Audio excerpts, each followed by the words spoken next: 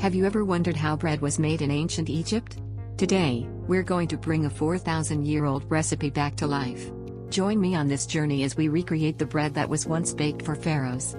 This recipe comes from a tomb in the Valley of the Kings, where ancient Egyptian workers would bake bread using simple, yet powerful ingredients. It's said that bread was a crucial part of daily life, and it even accompanied pharaohs into the afterlife. We're using ingredients just like the Egyptians did: emmer wheat, dates, honey, and a pinch of salt. These simple, wholesome ingredients create a bread unlike anything we've tasted today. Now, let's start preparing the dough. First, we'll mix the emmer wheat flour with water and honey, then knead it into a smooth dough. This is where the magic happens. The bread begins to take shape, just like it did thousands of years ago. Once the dough has risen, it's time to bake. We're using a traditional clay oven, just like the ancient Egyptians would have used.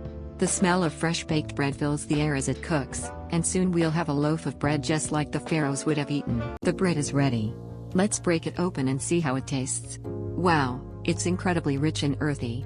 It's amazing to think that this recipe has been around for 4,000 years. If you enjoyed this, make sure to subscribe for more ancient recipes. Thanks for joining me on this journey.